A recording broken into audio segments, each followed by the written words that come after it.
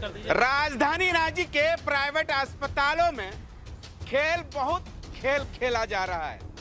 ये मेरा आरोप नहीं है, ऐसा मत समझिएगा कि ये मेरा आरोप है, ये परिजन लोगों का आरोप है।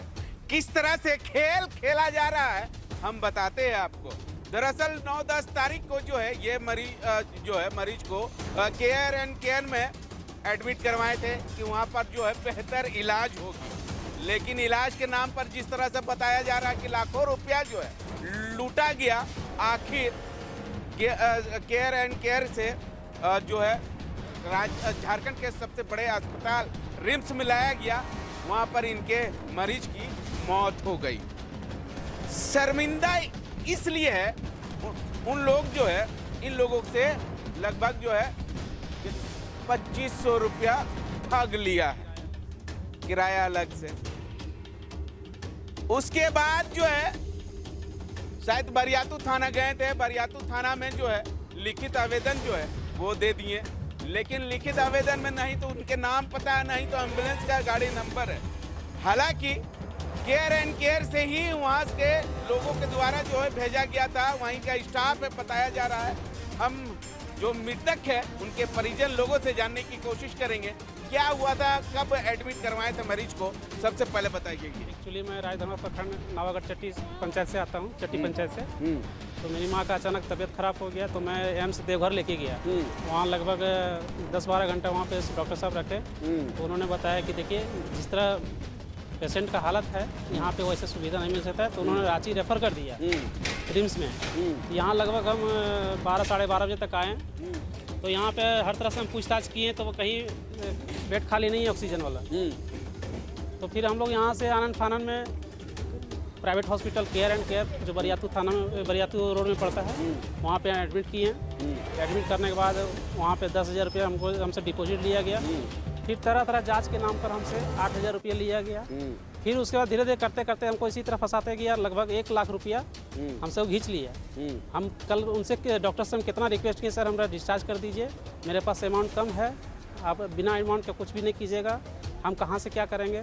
तो उन्होंने भरोसा दिलाया कि देखिए एक जो टेस्ट है जिसको ये क्या कहते हैं, कोई भी टेस्ट है, हाँ, तो उसको वेंटिलेटर के पहले जो होता है तो वो हम करवाएंगे। उसमें आपका पेशेंट जो है सो पूरा रिलीफ आ जाएगा और स्वस्थ हो जाएगा, कल तक चलना बुलना हो जाएगा। सिर्फ हमको 5 घंटे का समय दीजिए। तो उसके अनुसार से हम थोड़ा सा वेट कर लिए। तो रात तक पेशेंट सही सलामत थी, हम लोग खिलाए भी साथ में, उनसे भी मुलाकात भी किए पेशेंट से। फिर उसके बाद अचानक 1:30 बजे रात को हमारे पास आए उठाने के लिए। हम सो गए थे बगल में, तो बोले कि देखिए पेशेंट का आपका हालत गंभीर है, सो उनको वेंटिलेटर लगाना पड़ेगा। और वेंटिलेटर के नाम पर हमसे 32,000 रुपये ले गए। लगभग मिला जुला करके मतलब मेरा आर्थिक स्थिति इतना कमज़ोर हो चुका था जो कि मैं भरपाई नहीं कर पाए। फिर हम डॉक्टर पर दबाव बनाने लगे। तो फिर जा करके सुबह में किसी तरह हम डिस्चार्ज करवाएं। तो यहाँ 108 में जब हमने फ़ोन किया तो यहाँ लेट कर दी, मेरा पेशेंट इंतज़ार के हालत में नहीं थी। तो फिर हम प्राइवेट हॉस्पिटल, वहीं का स्टाफ बोला कि देखिए सरकारी हॉस्पिटल में जाने के लिए सरकारी एम्बुलेंस मिलना बहुत मुश्किल हो जाता है, तो आप प्राइवेट कर लीजिए।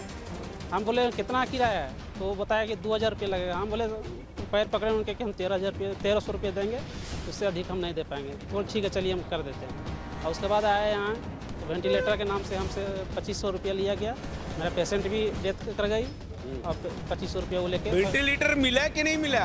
वेंटिलेटर मिला यहाँ, मिला 2500 रुपये दे। हाँ, लेकिन अब ये मुझे पता नहीं है कि मेरा पेशेंट पहले से डेथ हो चुका था या हॉस्पिटल आने के बाद हुआ, ये मुझे पता नहीं है। क्योंकि यहाँ डॉक्टर साहब 1 नहीं 2 बार ECG करवाएं, ब्लड प्रेशर नापे, तो वही रिजल्ट आया। जब गाड़ी से निकाल रहे थे तो आपका पेशेंट जिंदा था कि मौत? नहीं, ये तो हमको नहीं पता, क्योंकि उसमें वेंटिलेटर लगा था, जो पंप होता है ना वो बैलून जैसा, वो तो वहाँ जंप कर रहा था, तो ऑक्सीजन लगा हुआ था, तो उसमें लग रहा था कि नहीं जीवित है, जिंदा है। हाँ। लेकिन जब यहाँ पर जांच किया गया तो मौत हो गया था। अच्छा, अब ये मुझे समझ में नहीं आ रहा है कि ये आते आते हुआ या फिर हॉस्पिटल में इस तरह का हुआ, ये तो मुझे पता नहीं है। लेकिन इस तरह का बात हुआ कि वेंटिलेटर दिलाने के नाम पर हमसे 2500 रुपया लिया गया। अच्छा, सरकारी अस्पताल में? जी, सरकारी अस्पताल में नहीं, यही ना, हाँ, रिम्स में ना। जी, 2500 रुपये दीजिएगा तब वेंटिलेटर मिलेगा। हाँ, यही चीज ना। जी, ये यहाँ पे CCTV फुटेज होगा, आप उस लड़का को आप जान सकते हैं, पहचान सकते हैं, तो उसका हॉस्पिटल का नंबर, ये एम्बुलेंस का नंबर आपको मिल सकता है। ये जांच का विषय है।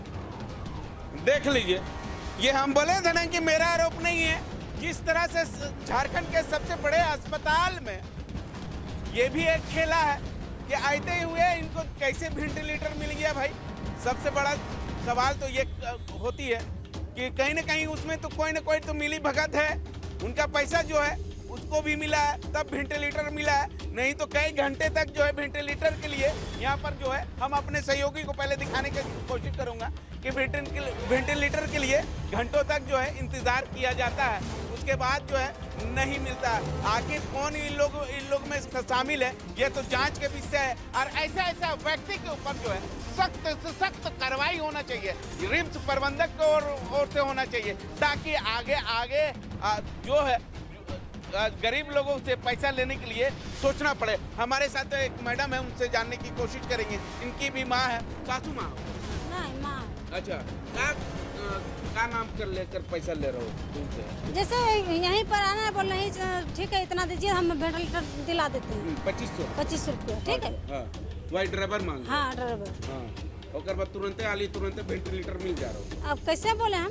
तो यहाँ आ रही तो तुरंत नहीं मिल रहा हो? हाँ। लाइन में लगा रहे? नहीं नंबर नहीं। नहीं। जैसे ही मैंने खड़ा हो नहीं तुरंत आली, तुरंत अंदर कर दो। तो आप समझ सकते हैं कि किस तरह से रिम्स में भी खेला हो रहा है। प्राइवेट अस्पताल में तो खेला हो ही रहा है, रिम्सों में खेला हो रहा है। ये मेरा आरोप नहीं है, ये सज्जन लोगों का आरोप है कि यहाँ पर आए और तुरंत जो है वेंटिलेटर में जो है वो ले गया। पता नहीं किस कौन दिया कौन नहीं दिया पैसा, ये हम नहीं जानते। कौन लिया कौन नहीं लिया ये हम नहीं जानते। लेकिन एक सवाल तो उठती है, कई घंटे तक देख रहे हैं, 1 2 3 4 5 6 और आगे भी होगा 7-8 गाड़ी है। किसी को वेंटिलेटर का जरूरत है, किसी का ऑक्सीजन का जरूरत है, किसी का कोई जो है जरूरत का जो है जो वेटिंग कर रहे हैं। शायद जो है खाली होगा तो उन लोगों को जो है वेंटिलेटर या ऑक्सीजन मिलेगा। हालांकि इस पूरे मामले को लेकर जो है रिम्स प्रबंधक की ओर से या यहाँ पर जो ट्रामा सेंटर का एचओडी है, उन लोगों के द्वारा जो है ये पूरा मामले को जांच होना चाहिए और जो लोग इसमें संलिप्तता है उन लोगों के ऊपर जो है सख्त से सख्त कार्रवाई करना चाहिए और न्यायालय के हिरासत में भी भेजना चाहिए। अब देखना होगा कि इन लोगों के द्वारा जो है क्या कुछ कार्रवाई होती है या ऐसे ही रिम्स के अंदर जो है खेल खेला जाएगा और गरीबों लोगों का पैसा जो है वो वसूलने का काम करेंगे।